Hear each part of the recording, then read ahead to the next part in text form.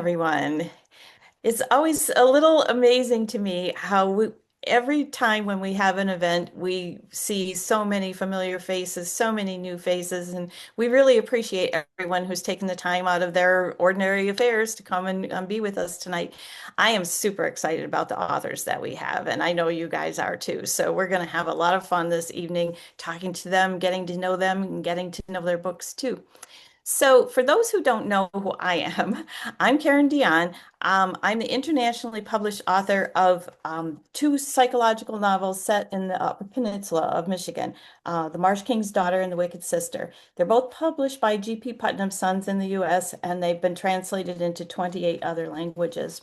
The Marsh King's Daughter was my breakout book, and it was praised by the New York Times as subtle, brilliant, and mature. And it was named one of the best books of 2017 by iBooks and just so many other booksellers and reviewers. It was really gratifying. And the icing on the cake, if you want to call it that, is that in 2023, The Marsh King's Daughter was released as a major motion picture starring Daisy Ridley and Ben Mendelsohn. So that's my big claim to fame right there. That doesn't happen very often in the author's world, that's for sure. I live in Michigan. I enjoy nature photography, and I also host the Muskrat Lodge Writers Retreats in the summer, not in the winter months in Michigan, but in the summer, right here at my home in Michigan. I'm going to do this alphabetically, so that puts Andrew Child first. Hi, Andrew. Andrew's an old friend. He's the author of Run, False Positive, False Friend, False Witness, Invisible, and Too Close to Home, writing as Andrew Grant. Writing as Andrew Child, he's the #1 best-selling co-author of the Jack Reacher novels, The Sentinel, Better Off Dead, No Plan B, The Secret, and In Too Deep, and Exit Strategy, the newest one, Exit Strategy. And when we were in the green room, as soon as I said Exit Strategy, Ryan, he had something nice to say about that book. Oh, But I think it's one of the best books of the year. I think it's one of the best Reacher novels and made in a long time for sure. yeah, yeah. Well, thank you guys. You're making me blush. I really appreciate it. Thank you. Yeah. Well, we're really excited to have you here tonight. And then in the breakout rooms, we'll hear a little bit more about the book. And we also have Tracy Clark tonight. Hi, Tracy. Yeah, Oh, I forgot to tell you, hold up a copy of your book, Andrew. Do you have exit strategy to show I us? do. Here you go. Yeah, there it is. Beautiful. And Tracy, you have your book as well, Edge. Yeah, that's the book she'll be telling us about tonight. Tracy's the author of the Cass Raines Chicago Mystery and Detective Harriet Foster series, award-winning books that feature tough, smart, Black female characters working the mean streets of the Windy City, which of course is where Tracy lives. So she knows what she's writing about. I think her most exciting time must have been when your debut novel, Broken Places, came out because it was Crime Read's best new PI book of 2018.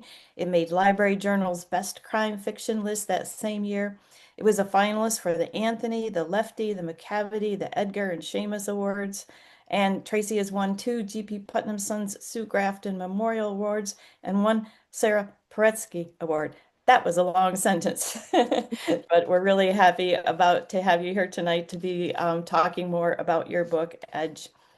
Um, and then we have Hannah Mary McKinnon. There you are up there. Hannah is the author of 11 novels. She's an internationally best-selling author, and her 11 novels include the thrillers The Revenge List, Only One Survives, which was a Toronto Star Top 20 and a Globe and Mail Top 100 book of 2004. That's wonderful.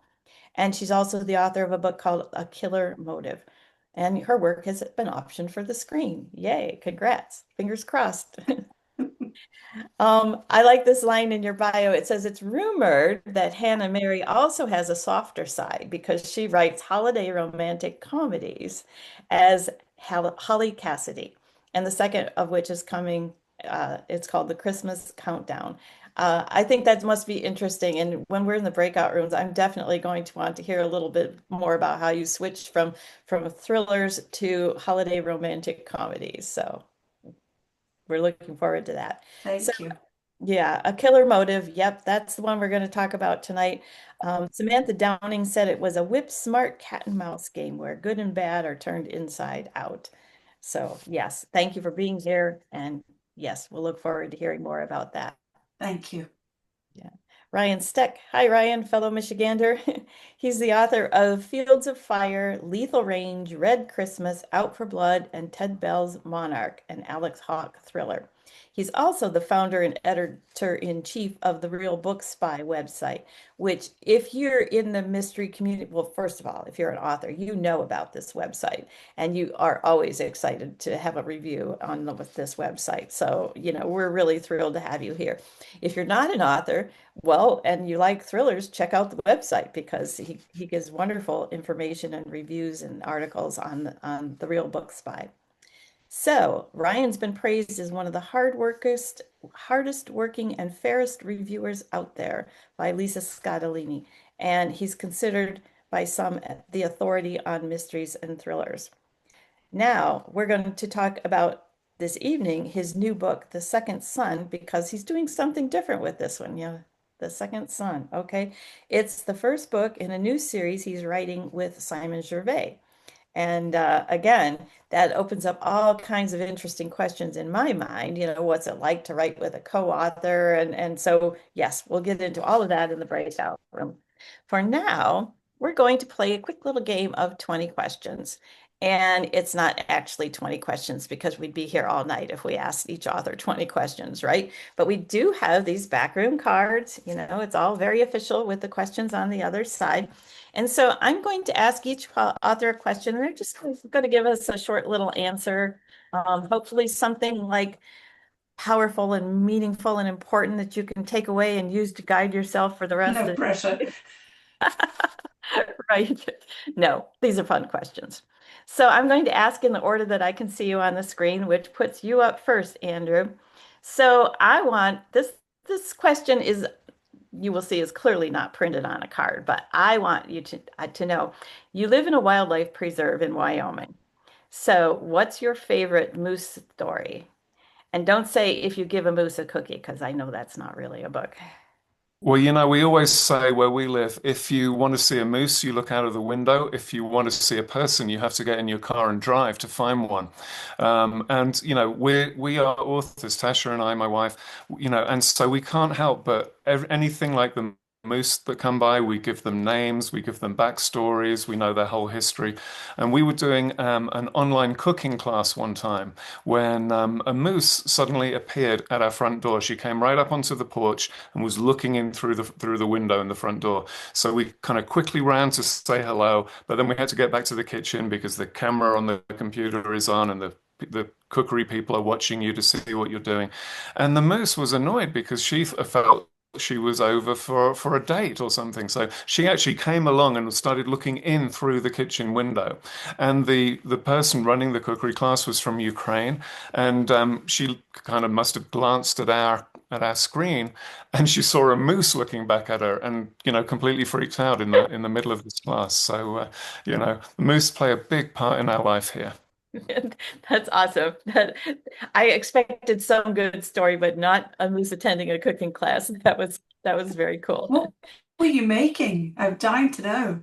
It was actually chicken Kiev or Kiev, however you're Ah, supposed to say it. It was a fantastic recipe. It was this woman's grandmother's, and you learn all about how to encase the chicken and keep all the garlic butter on the inside and everything. It works out tremendously. It was fabulous. But, Tabitha's guest appearance, I think, really put the icing on it.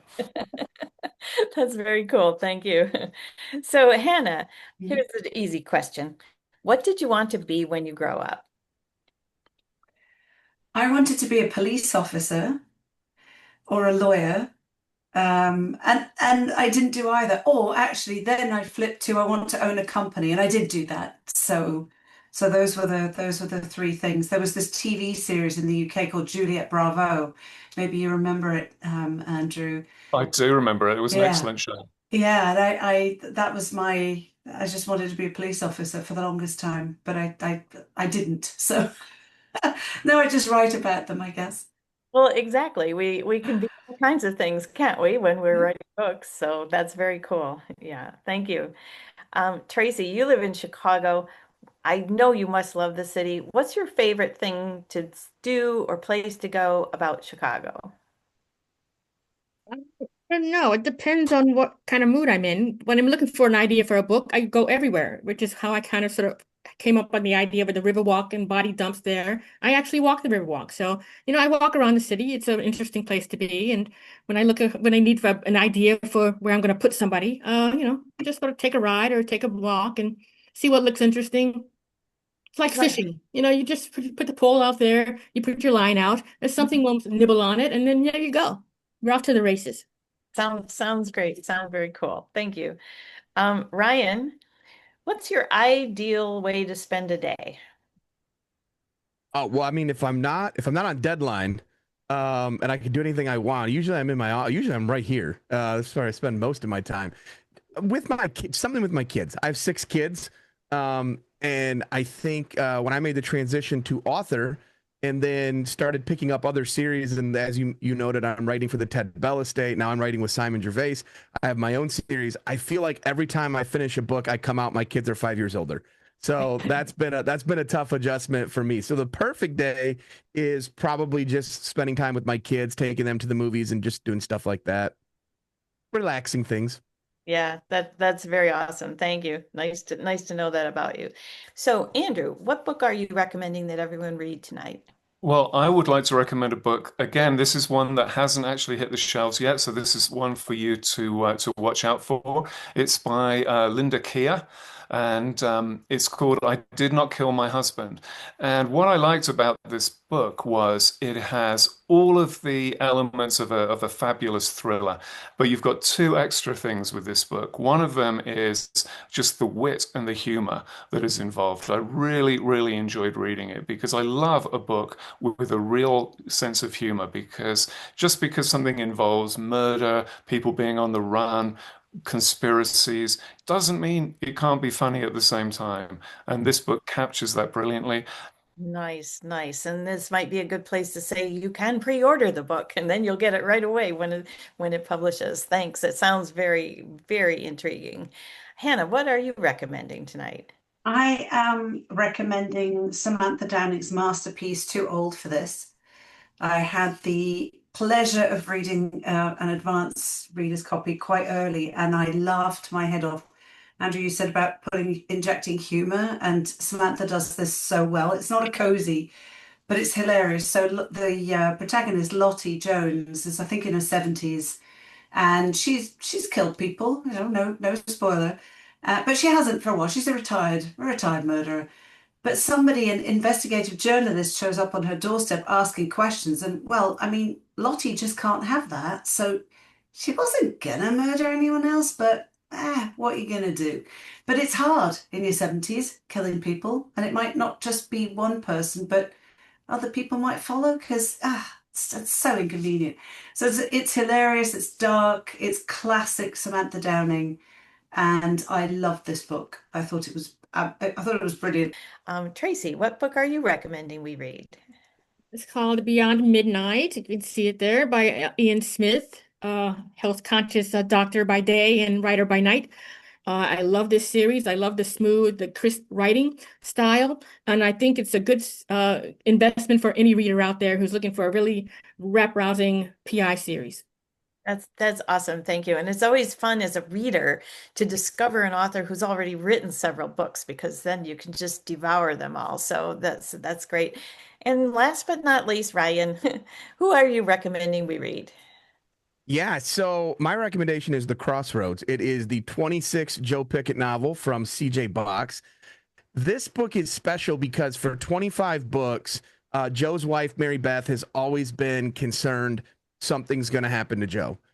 She's always afraid she's going to get that call, that visit, that, hey, something terrible has happened. And that's literally how this book opens. She finds out that Joe is shot in the line of duty. And so right away, it's a Joe Pickett novel, but our hero's sort of taken out of the story. And the story is all about his family and loved ones coming together to try to figure out what happened to him. Wasn't that fun? We hope you enjoyed this taste of what a backroom event is like. The best part comes immediately after, when the audience is divided into 4 breakout rooms and the authors visit each room in turn. We'd love to show you what a breakout session is like, because these relaxed face-to-face conversations between authors and readers are the hallmark of our backroom events. But Breakout sessions are never recorded. What's said in the back room stays in the back room.